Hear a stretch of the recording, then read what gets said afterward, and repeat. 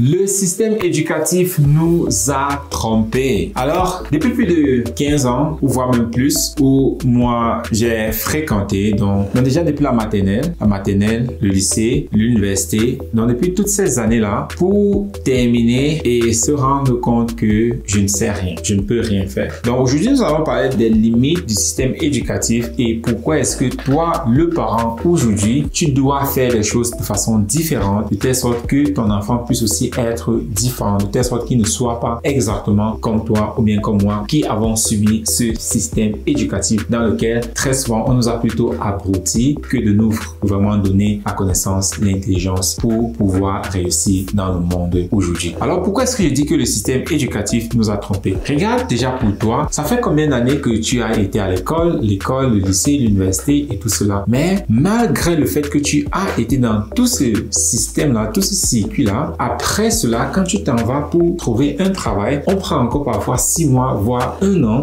pour t'apprendre du travail. Ça n'a pas de sens. Et à côté de cela aussi, très souvent, nous ne faisons pas le métier que nous avons appris.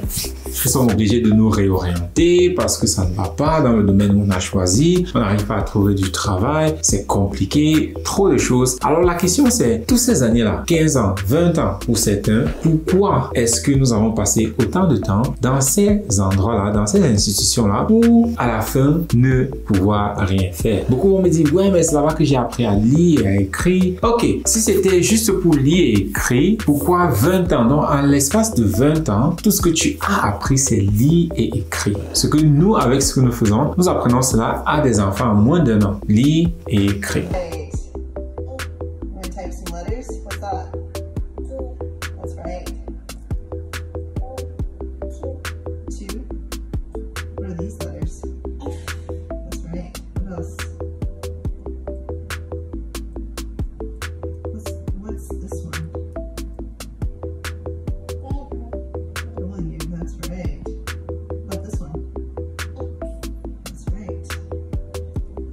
Moins d'1 an. Parce que la lecture aussi et l'écriture, il va falloir voir qu'est-ce que tu sais lire. Mais si je te donne présentement là un livre, sauf si c'est ce que tu as étudié là-dessus, mais si je te donne un livre de thermodynamique, est-ce que tu vas pouvoir lire et comprendre et expliquer? Est-ce que tu peux lire et puis fermer le livre et puis commencer à expliquer ce que tu as lu? Très probablement non. Alors la question vraiment c'est qu'est-ce que nous avons donc appris de ces milieux-là? Et ceci est très important parce que avant que tu commences à dire ouais mais l'école est importante et ainsi de suite, j'ai pas dit que l'école n'est pas importante. Mais ce que je vais dire c'est que l'éducation est très importante. L'école que nous connaissons aujourd'hui, elle n'est pas importante parce que c'est quelque chose qui a été créé vers les années 1900 et elle a été créée parce que dans ces années 1900-là, nous faisions face à ce qu'on appelle la révolution industrielle. Et pour donc montrer à des personnes le travail, comment le faire, voilà pourquoi ces institutions-là ont été mises sur pied. Et beaucoup de personnes ont dit mais non, c'est pas vrai, et ainsi de suite. Je te recommande d'aller faire un peu de recherche dans l'histoire. Ce que tu dois comprendre, c'est que l'école est très jeune, plus de 100 ans, peut-être 120 ans, mais l'éducation en elle-même, c'est quelque chose qui a toujours été présent. Il y a une très différence entre l'école et l'éducation. L'éducation a toujours été très présente. Et l'éducation, avant l'école, l'éducation était quelque chose de très prisé. L'éducation était quelque chose uniquement pour les familles nobles, pour les familles riches, pour les personnes extrêmement puissantes dans la société. L'éducation était réservée à ces personnes-là. Ce n'était pas pour n'importe qui. On n'éduquait pas n'importe qui. Mais avec l'école, aujourd'hui, nous pensons que l'information est vraiment partout, tout le monde est éduqué, mais c'est pas le cas. La vraie éducation, tout le monde n'a pas accès à cela. Malheureusement, c'est toujours le cas jusqu'aujourd'hui. Tout le monde n'a pas accès à la réelle et vraie éducation. Voilà pourquoi nous avons cette inégalité-là immense dans le monde. Parce que aujourd'hui, avec l'école, nous pensons que tout est vraiment ouvert à tout le monde, mais c'est pas le cas. L'école est très limitée. Le but de l'école, ce n'est pas pour t'éduquer, ce n'est pas pour éduquer ton enfant, mais c'est plutôt leur montrer un métier. L'école, en fait, la façon dont ça fonctionne, c'est on te donne juste un peu d'informations pour pouvoir faire un métier, mais pas la totalité de l'information de telle sorte que tu puisses créer quelque chose de cela. Tu vas voir, malgré le nombre d'années que tu es allé à l'école, tu n'es pas capable d'être indépendant. Et cela devrait vraiment nous faire bizarre parce que si nous passons autant de temps pour apprendre quelque chose et que nous maîtrisons vraiment la chose, nous devons être en mesure de vraiment de faire énormément de choses avec cela. Mais si personne nous donne du travail quand nous sortons de l'école, alors nous sommes incapables de faire faire quoi que ce soit. Nous ne sommes même pas capables de créer un emploi pour nous-mêmes. Pourquoi? Parce qu'on ne nous a pas donné cette information-là. On ne t'a pas donné cette information-là. Comment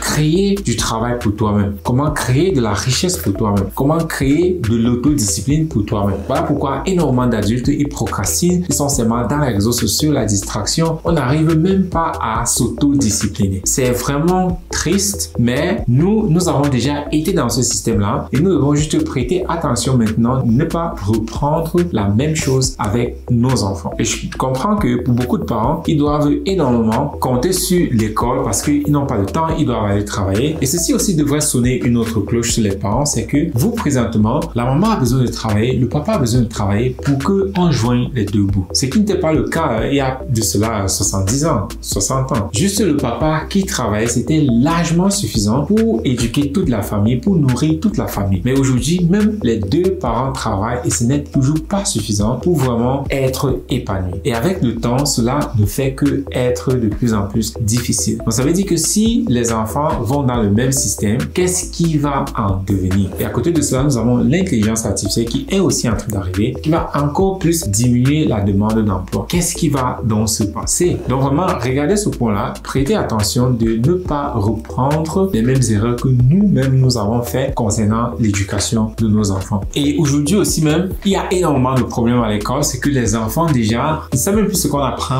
à l'école aujourd'hui aux enfants. Moi par exemple, je viens du Cameroun et quand j'écoute nos papas parfois parler de comment est-ce que l'école était avant, le CEP par exemple qu'ils avaient, aujourd'hui, on ne peut même pas le comparer avec quelqu'un qui a, je ne sais pas, la licence ou bien le master. Parce que eux-mêmes ils disent comment, à leur époque, seulement avec le CEP, ce que tu étais capable de faire, ce que tu étais capable de comprendre. Aujourd'hui, les enfants avec le bac, la licence, ils ne comprennent plus rien. Donc ça veut dire que déjà même aussi le niveau éducatif aujourd'hui est extrêmement en train de baisser. Et à côté de ça, même avant où c'était encore vraiment un peu plus consistant, c'était aussi déjà difficile. Et ici aujourd'hui, alors la qualité est en train de baisser. Qu'est-ce qui va donc arriver aux enfants demain? Voilà pourquoi aujourd'hui c'est très important pour toi le parent de ne plus juste dire ok, mon enfant va à l'école et puis ça va. Non, ce n'est plus suffisant. Tu dois prendre d'autres moyens. Tu dois utiliser d'autres méthodes pour continuer à développer le potentiel de ton enfant. Tu dois aussi t'informer sur comment est-ce que les choses sont en train d'avancer aujourd'hui dans le monde. Tu vas me dire ouais, je n'ai pas le temps, j'ai du travail. Alors il ne fallait pas avoir les enfants. Parce que ça sert à quoi d'avoir les enfants et de ne même pas pouvoir prendre 30 minutes dans ta soirée, un seul jour, pour un peu essayer de te documenter sur comment est-ce que le monde est en train d'avancer. Et plus tard, alors, c'est toujours toi, le même parent, qui va regretter de dire ah, si je savais, ah, mon enfant a raté sa vie, ah, mon enfant est un délinquant, ah, pourquoi mon enfant est têtu comme ça? Parce que tu n'as pas pris juste